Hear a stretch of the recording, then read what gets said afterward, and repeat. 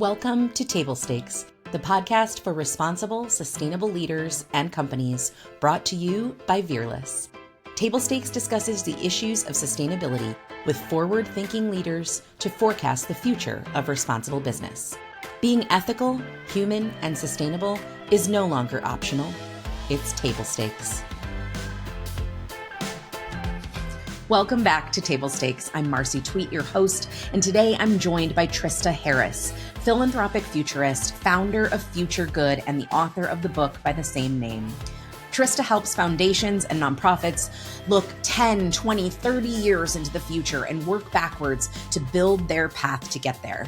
In this conversation, we dig into what it actually means to be a futurist, the surprisingly scrappy story behind the publishing of her book, and why in the middle of all of our chaos in today's society, she's convinced we might be 5 years from Utopia.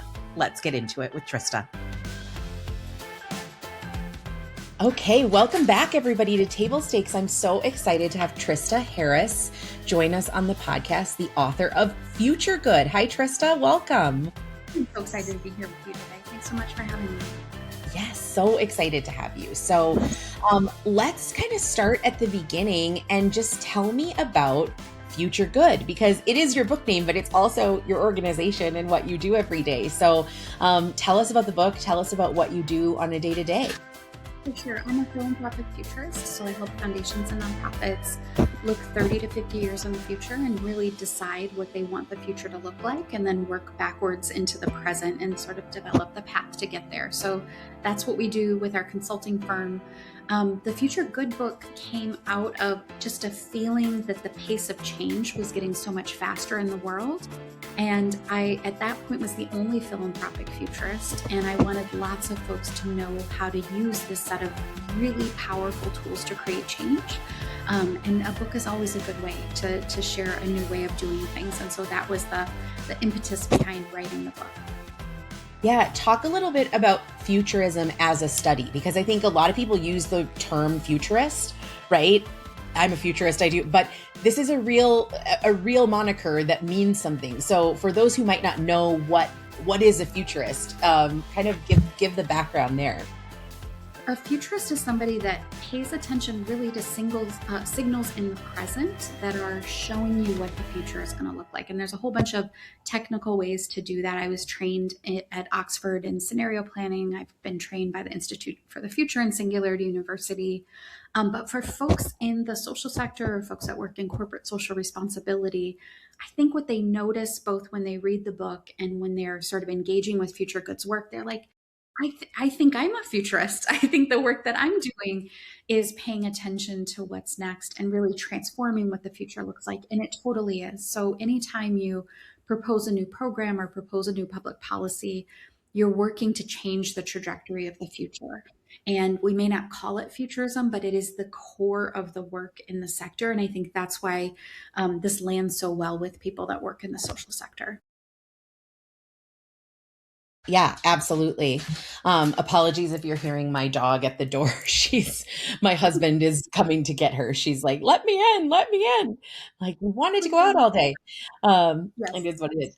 So talk to me a little bit about the impetus of writing this book. You've been working in this space for a while. What did it feel like was missing in the market that really needed this book? And how did you kind of go about your path to publication? Yeah, I can. First, I'll talk a little bit about why I became a futurist, because I think it directly leads into the book piece. I was leading a social justice foundation in Minnesota, where I used to be based. And I was only a couple months into the job, and I got a call from our investment manager that said, don't panic, which is like the best time to panic. Boy. The market had collapsed in 2008, and our endowment lost almost 50% of its value pretty much overnight. And we were trying to be a good grant maker that did multi-year grants, and suddenly we were overcommitted, and I was positive we were going to shut down. And that is not a great place to be as a new executive director. Our grantees were also working on some of the most important societal issues, and they were facing this financial crisis as well. So they need more support. We have nothing to give. And I didn't have any strategies besides crushing anxiety, which was not serving me well. And I happened to run into a book about using futurism to get a business advantage during times of crisis. And I was like, oh, this is a time of crisis. So read it from front to back, realized it was exactly what our grantees needed in that moment. And so we started providing technical assistance, and we taught them how to use futurism to envision what they wanted the Twin Cities to look like after this financial crisis. And each of them was doing community organizing work and public policy work.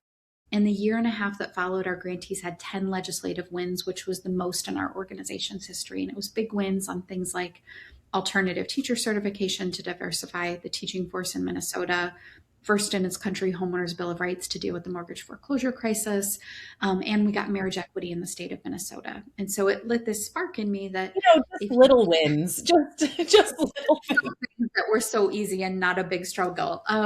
So they had a picture of the future that they were able to describe to people, and it created this momentum that then creates the wins. And I thought, oh my gosh, people that work in nonprofits, that's all that we're doing all the time. If they had these tools, they would be so successful. Let me go find all of the nonprofit futurists. And then I realized that didn't exist. So I was like, what do you mean nobody in the sector that's about changing the sector does this? And so that's when I became trained as a futurist. And as I was learning, what I realized reading a bunch of futurist books was this frame that many, I'll be kind to my fellow futurists, but there's a common frame of like, the future is too complicated for you to figure out. Let me tell you what's coming next. And you pay me a lot of money to tell you what's coming next. And what I found as I was learning futurism tools and I was digging into all these methods and models, I'm like, it's actually not that complicated. Why are we trying to make this difficult? And so it felt like a book teaching people that work in the social sector how to use these tools would be really well received, and that they could start to implement these things within their organizations. And then those same wins that we saw with our grantees, we could see across the sector. So the impetus was really like, if it's powerful tools, it shouldn't just be me flying into town and being the sort of sage on the stage, like, well, here's what's coming next. If you're based in St. Louis and you work in early childhood, you tell me what's coming next for early childhood in St. Louis. You're the best person to do that. Now, do you need a couple of tools that will help you learn how to do that? Definitely, but I can teach you those tools, but then you tell me what's coming next. And I think that's what we've seen since the book came out. Yeah. Tell us what the training is to become a futurist. You said you went and actually trained to be a futurist. Give me that background. So folks do it a lot of different ways, but there is a ton of executive education. So I think now there's maybe one master's degree in foresight. I think Houston has that program. Maybe Hawaii has started a program as well. So there's some folks that are doing more in depth. If there is a type of futurist that is doing forecasting that is very much like, let me look at demographics and I'm going to estimate what those demographics look like moving forward into the future. I think those folks are very well served by those sort of graduate degree programs where you can dig into that forecasting model. At FutureGood, what we do is something called backcasting, which is the projection is terrible. We don't actually want that future. It's really, really and the purpose of the social sector is to transform that future. And so instead, we help people radically imagine what the future looks like. And then you work backwards into the present and you decide, what are we doing that will get us to that future? And what are we doing that's good work, but misaligned with that future? So the work that it's funny. I'm talking, one of the conversations we're having in the next couple of weeks is up with authors is with David Stainforth, who wrote Predicting Our Climate Future. And he talks about that too, of like climate modelers, like what a depressing job, right? Like the models are hard. The models are hard and they're important, right? But the models don't help change minds. Yeah. We have a tool that we teach people on understanding future trends in your area. So you set a Google alert for future of Minneapolis or future of transportation or future of education, whatever you care about. And what consistently happens is you get this stream of really positive information from people that are imagining and dreaming what's next. You use that to inform your picture of the future. And we had somebody that was in FutureGood Studio, which is one of the places that we teach people how to do this. And she said, I did your activity and it's been terrible. And I'm like, what's going on? what are you trying to learn? And she's like, future of climate. And I was like, oh, that one you can't.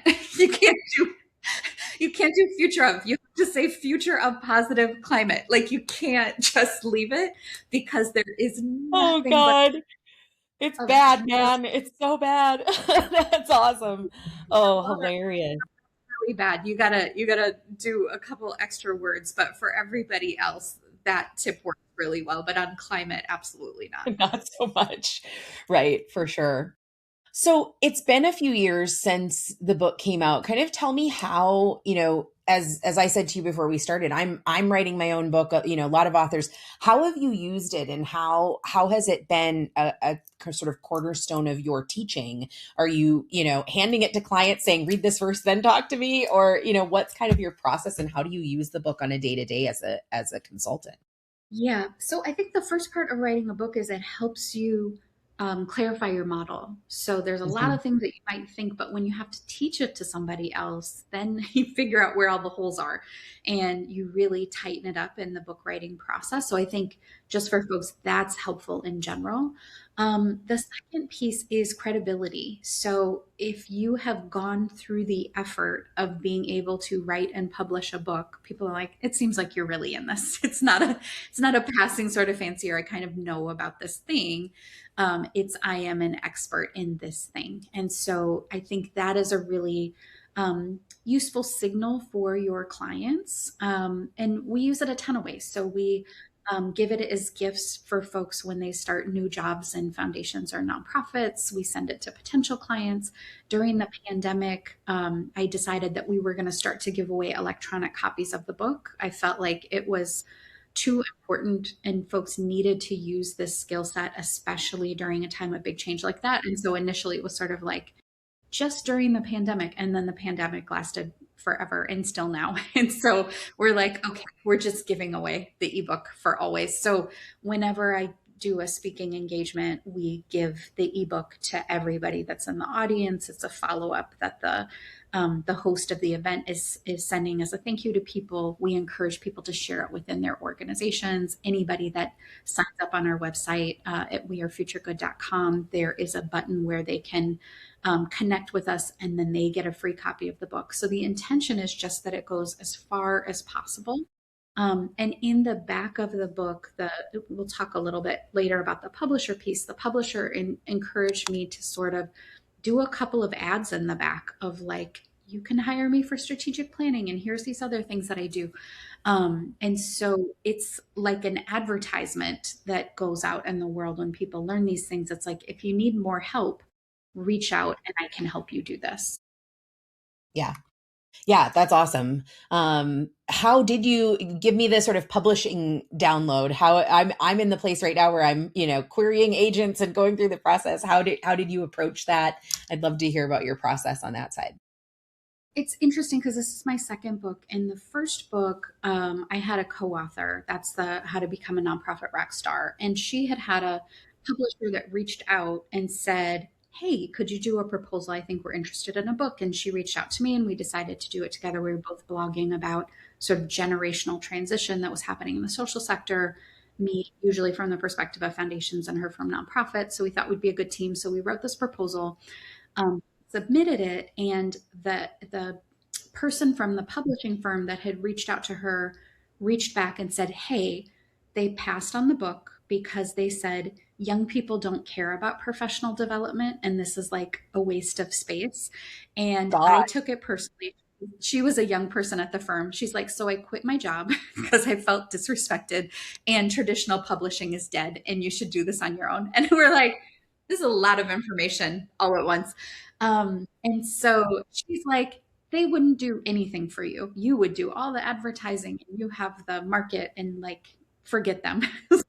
Okay. So then her and I we're like, I don't know how to do this. Let's see if we can figure it out. So we wrote the book together.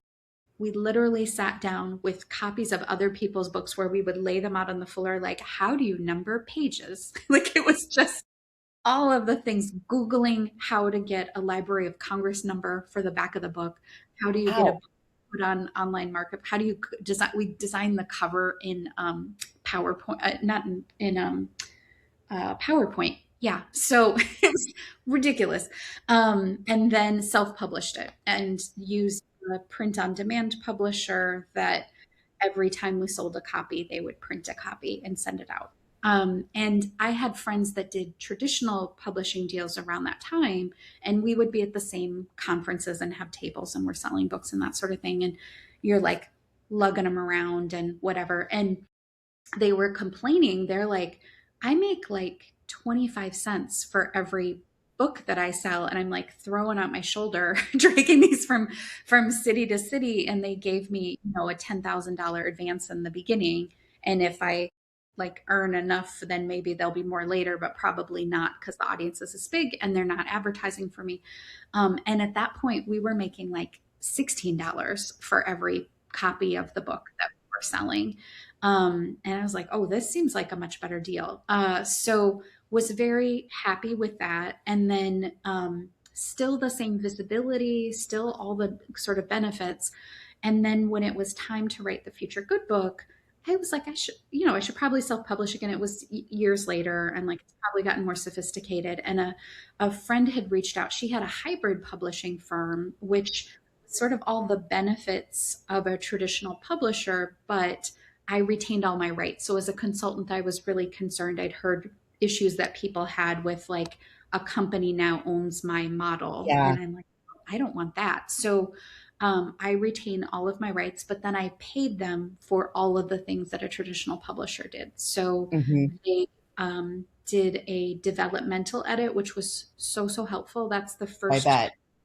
read of like, does this book make sense? And it totally restructured the way that I was writing the book. I was sort of making the case for the future, and after they read it, they were like, if somebody bought it, they already care about the future, make it a how-to. And I was like, oh, that's exactly what I should. I love doing how-tos, and I had hated writing the Future Good book. It was frustrating. It took me 5 years. The joke was the future is going to be done before the book about the future is done. Like it just was exhausting. And when they gave me that feedback about how to make it a how to, it was probably like 3 to 4 months. I completely rewrote the book and it was exactly what I wanted and I loved it. And so a hybrid publisher can give you that exact insight that you need. Then they did the real edit, which is correcting all of my horrendous grammar and all the things that need to happen. Or you told that story twice in the book. What are you doing? So, clearing all of that stuff up. And then they had a designer that designed the cover and like did all of the things that made the book really beautiful. And then it was able to be a hardcover book, which with the print on demand folks, you needed to do soft cover books. And so it feels much more like a Yeah. regular published book. That's cool. Yeah, it's interesting. My first book, which was like 15 years ago, I did a hybrid and they're no longer, they were a company in Minneapolis and they're no longer, actually, it's funny. I went through the process. My first book, I won't say who the company is, sold their company to a company that publishes deeply conservative, problematic voices. Oh And no. so my publisher got sold. I ended up taking my book back from them and then republishing on Kindle platform, which it is what it is. And I'm now in a totally different place and now looking at this, but it's been, it goes back and forth. I'm going through the process of like doing the traditional potential publishing, but it's like every now and again, I'm like, should I just like do a hybrid myself? And, so I'm thinking about it. Thank you for the perspective. I think it's helpful. Everybody loves to hear how books get made, and it's a weird industry right now, right? It's like It's booming, but also still bad for authors, bad, all of the things that go on with it. it's so complicated. I used Wise Ink for mine and I loved them and it was a great experience. But when we were printing it, like there was a paper shortage or something. Like it was sort of like, here's Wow. what it takes to be able to get it in line at the printer to get it done in this way so you get it back. Like there's just a whole back end to all of that it's really Mhm. lovely to have somebody that can walk you through it because the complexity is so much. And then when you sell on platforms like Amazon, they take everything. They're like I make nothing when a book is sold on Amazon. And so it's thinking through like you have to have it in places like Yeah. that so people can Yep. find. But if you are selling through your platforms, you need to know where you're actually trying to have folks make that sale so that they don't take 70% of what the book's making. Absolutely. Absolutely. So it's been what you published when? 2018? Yeah. So kind of talk about the then and now. It's been 6 years. How has your relationship with the book changed? You're still using it. It's very much your model. Are there things that you wish you had done differently? If you kind of opened the book today, what would you put in it that maybe you didn't 6 years ago? I mean, obviously pre-pandemic, very different time for nonprofits than it is now. Sure. It's interesting because we're going to do a new edition Oh, that cool. will come probably 6 to 9 months. We're trying to decide when the timing of that coming out is, but I did the edits for that a couple of months ago. And the push for it was we had done a first run of 5 or 6 thousand copies of books, something like that. And we have a couple hundred left. So it's like, we got to do another reprint. And if we were going to do a reprint, there's some things that I want changed. The first one and the most important one was I had a quote early in the book that was like, lots of people can create change in the world. It's not just folks in the social sector. People like Elon Musk can also make a difference. And I was like, I am not printing one more copy of this book with that man's name in it. So You need to be like, do you see the people who have the license plate or the bumper stickers on their Tesla? Like, I got this before he was like that. That's like, you need a little sticker. I gave a talk to, oh my gosh, I think they were in Michigan. It's a group of funders that were in Michigan. And I talked with them maybe 2016, 2015. And they had a visual illustrator that was sort of drawing pictures during my talk. And one of the things that I said was, Elon Musk was either going to be a superhero or a super villain, that there was not an in between. And so they had this little like picture that it was like him with little devil ears or whatever. And so I came back to speak with them this year and they were like, Trista is a futurist. And then they had the picture behind me. Um, so power can corrupt in all of the ways, and you can have a vision of a beautifully environmentally beautiful future and build your companies around that idea and mobilize people. And then you start working on becoming a trillionaire. And it's a different thing that Right. you are paying attention to. And so I was like, okay, absolutely not. That needs to go. There is a disconcerting intersection between the Epstein files and folks that are in the kind of like tech future space. And so I needed to go through and see everybody that I quoted and everybody that I lifted up. I was like, are you in here or not? So went through that, feel good about all of that. And then the last piece was there are not predictions that I made in the book, but sort of describing the ways that people could think about the future with examples of things that were sort of on the cusp. And one of them was this, like what seems like a very quaint story now about me going into a Best Buy and seeing what's a Ring doorbell or another version of that or whatever, and being so surprised at how technology changes so quickly. So at that point, it's something that I had never seen before. And at that point, it was packaged on a shelf for $120 at a Best Buy. So when you're living in times of exponential change, things go very, very quickly from maybe that's a possibility to it is a product that people are using. Now, everybody has one of those doorbells, so it doesn't make sense to use that as a Wasn't the best example. It was a great example at the time, right? Yeah. What is this thing? The other example that I gave about like future of education is like there may be a future where kids don't get snow days, they learn virtually, and that is like such a ridiculous thing at this point that there's no reason to bring it up. So some of it was sort of going through and saying, yes, at that point in time, that was revolutionary. That is not what it is in this moment. And so let's give the example of what the next thing is. Yeah, absolutely. It was fun. I went back because I think I read your book. You did a training or a retreat for Girls on the Run when I was on the board there. And I read your book right after you had done that retreat for us. And so it was fun in preparing for today. I went back and I can't divorce Amazon. I'm a Kindle reader. It's one of my deepest sustainability shames, but I got to have it.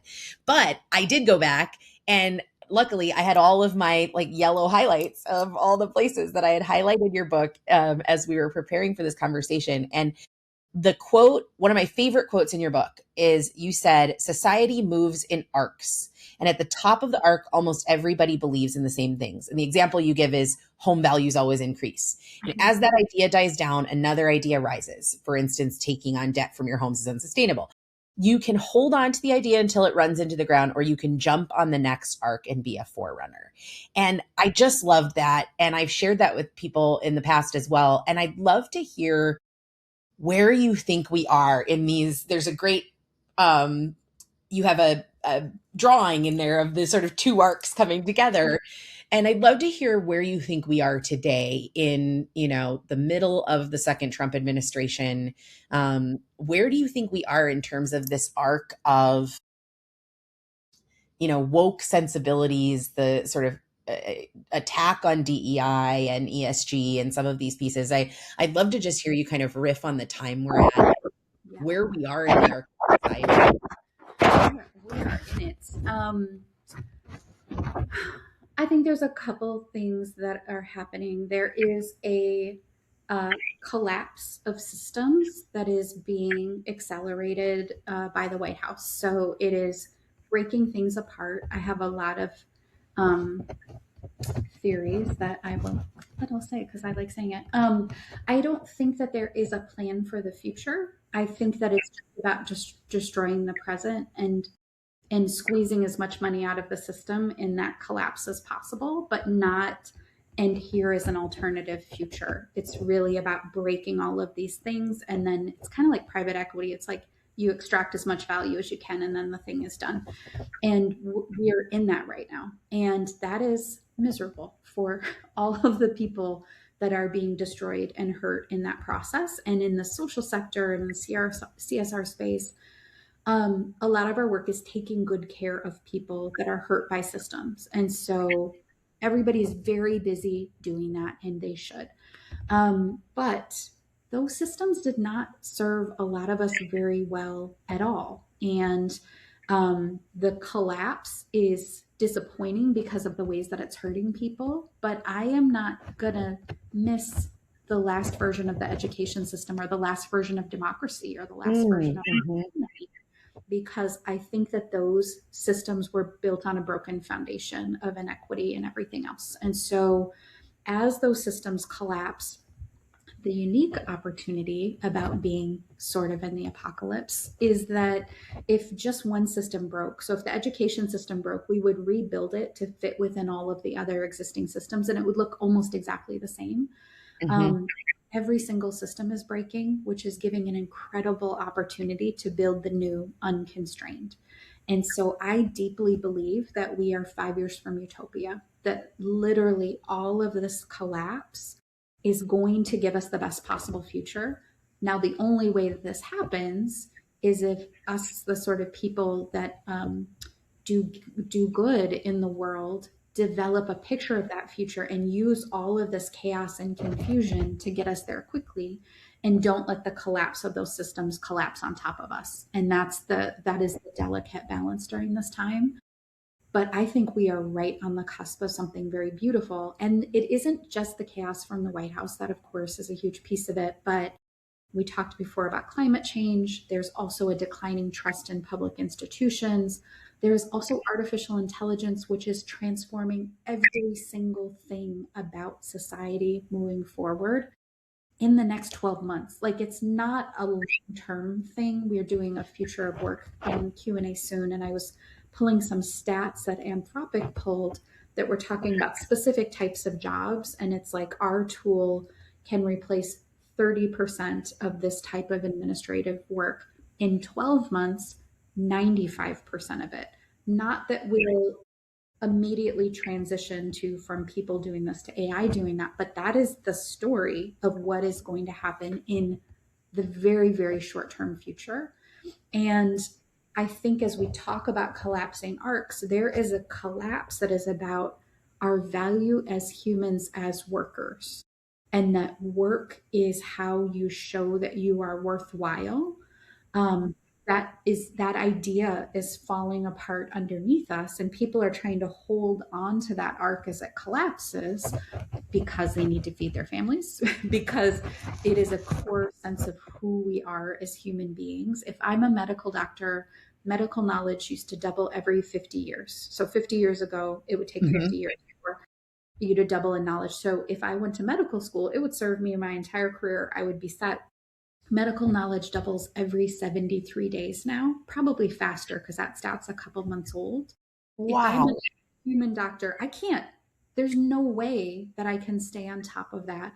But if suddenly there's an app on the phone that does the work that I do better than I do, I'm losing a sense of identity. And people say, well, I wouldn't want a medical doctor to give me bad. I don't want a robot to tell me.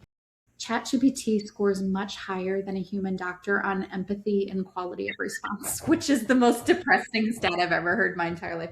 But Well, it's actually true. It's funny. My mom had breast cancer 2 years ago, and luckily was stage 0. She had a mastectomy and never had to have treatment, which was great. So a really, good outcome. But going into that, I, as her daughter, who have access to her my chart, found out she had breast cancer before my mother did, before the doctor told her, duh. didn't. And this happens all the time. And this was, so it's funny. And then going back a year ago, I had a mammogram that turned out fine, but I had to have a biopsy as part of it. And they warned me at my place. They said, just so you know, we can't control what my chart does. And as soon as the radiologist finishes it, it goes on my chart. And we have tried to get them to stop doing this, and we can't. And it was interesting because at the time you think, gosh, this is really awful. But what did I do? I sitting in my house at, it was like 10 p.m. on a Tuesday night, was able to calm myself down. I got on ChatGPT and I put stuff in and I asked questions. What does this mean? What does this mean? What does this mean? What is, all of these things. And I was able to call my mom, and I told my mom that she had breast cancer. The doctor didn't, but I had a bunch of answers that I don't even know if we would have gotten from the doctor, and then having gone through it too. My dad had a heart issue last year and had surgery. I was able to use chat to like prep myself for questions to ask. And it's, some of those things, it's like, well, it is what it is. And this is just the new reality that we have to live in. But it is funny. I think ChatGPT probably did a better job with me than the doctor would have.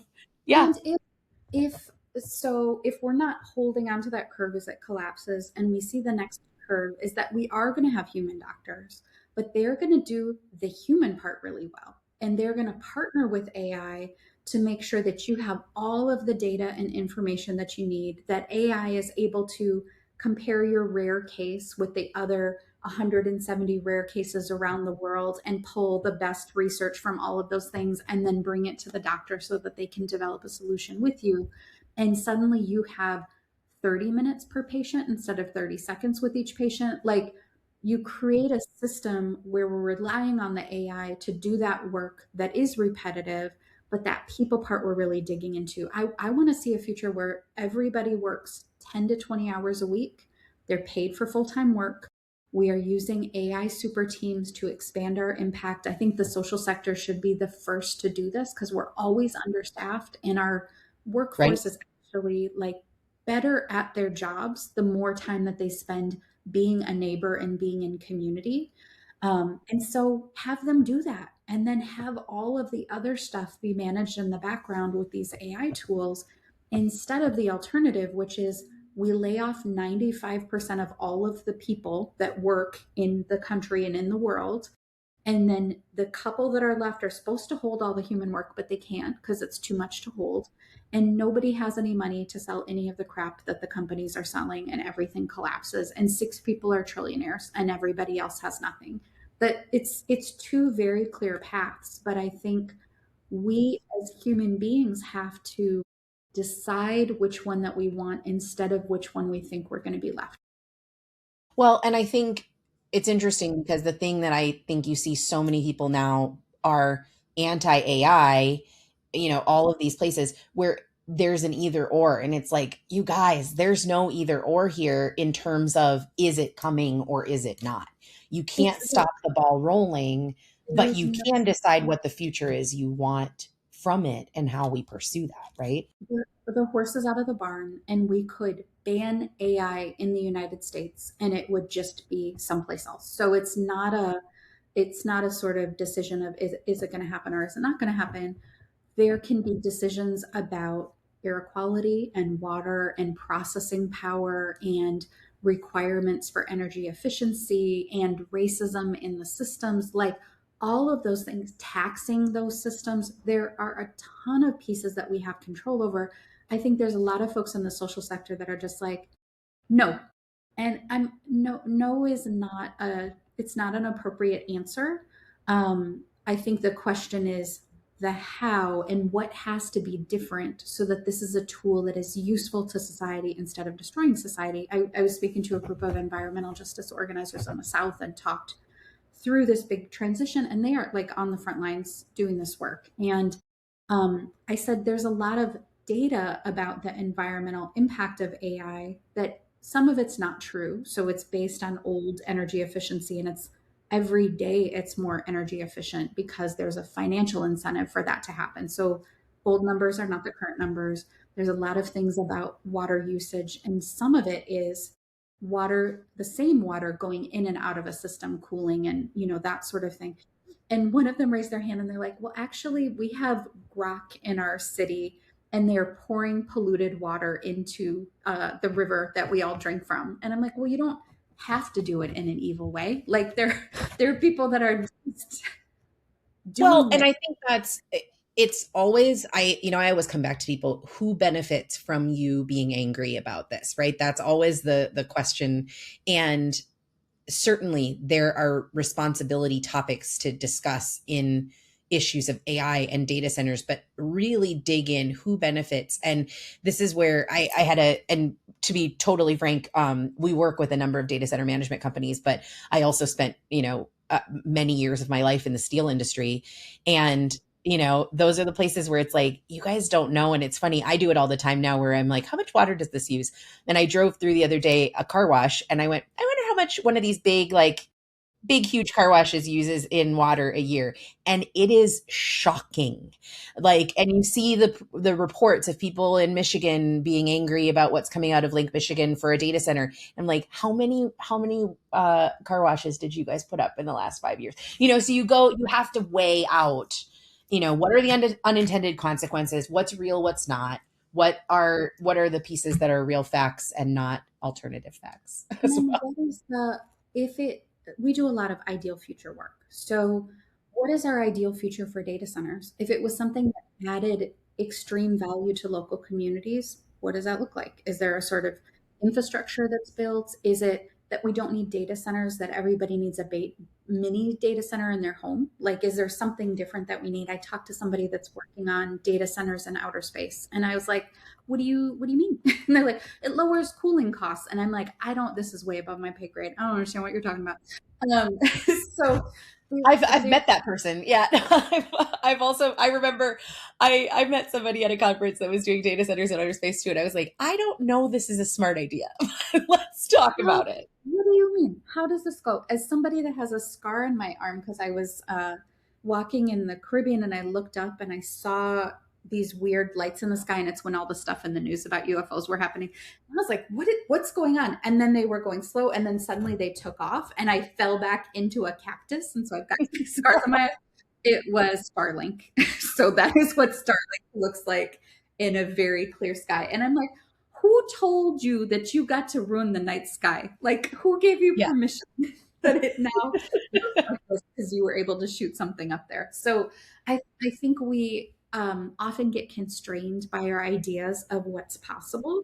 And I think we can re envision what does a future look like where we have that processing power, but The expense of it is not in low income communities of color. The Right. environmental impact is not disproportionately bore by anybody, that sort of thing. How do we really dream about what we want it to look like? I love the way you look at things, Trista. I'm just like, it's just, would you consider yourself an idealist? Yes, I Or, am yeah, radically optimistic about the future, like unreasonably optimistic about the future. And it's my full-time job. So I have a couple of good friends where when I want to complain about the state of the world, I'm like, I have to get this off my chest so that I can just continue to do good stuff. But I have to say all of these things. I live in Los Angeles now, and I'm very close to where the Palisades fires were. And so the evacuation zone was probably less than a mile away from my house. And I was getting all of these text messages from, friends and family in Minnesota that could sort of see the approaching flames and are you okay? And I had this little meme that I just started sending back instead of responding to everybody. And it was like a raccoon in front of a burning dumpster fire, and it said the horrors persist, but so do I. And so I think there's a lot of horrors in the world, and you just have to know that you're working towards something better, and that it's worth it, that it is worth building a better future, and it only happens if we insist on doing it. absolutely. My little had this on my desk for it just says stay in the work. Like that's the stay in the work, and that's all we can do when the world is feels like chicken little around us, right? Is just stay in the work and stay in the positivity for the future. I love it. So, as we wrap up, I've been asking everybody, and you mentioned a couple of futurism books, but what are your must reads in business, impact, ethics, wherever you are? What do you have to read? What should everyone have on their shelf? So I was going through my bookshelves as I was going. I was like, "Ooh, which one's for this audience?" So first one, "Rest is Resistance" by Hershey is my favorite. I think that this human part that we were talking about is so important when we're living in exponential change. Our brain is built for us to live in linear times where we live in a village of 50 people and everything is within walking distance. Like we just don't have the hardware for this. And so learning how to rest and reset is critical. We do a lot of work at Future Good about encouraging boredom, that like giving yourself mental space and time to be bored is where your brain makes new connections. And Wow. you have to purposefully do it. And so I love this as a model of doing this. The other one, sort of in that same frame, is How We Show Up by Mia Birdsong. Mia's brilliant, and it's about this, to me, is like the future of humanity, of how connection and relationship are center to what we need moving forward as humans, and that society is built to pull that apart. And so you have to really thoughtfully build it, and that it's our core responsibility as human beings. And this is very much a how-to of how to do that.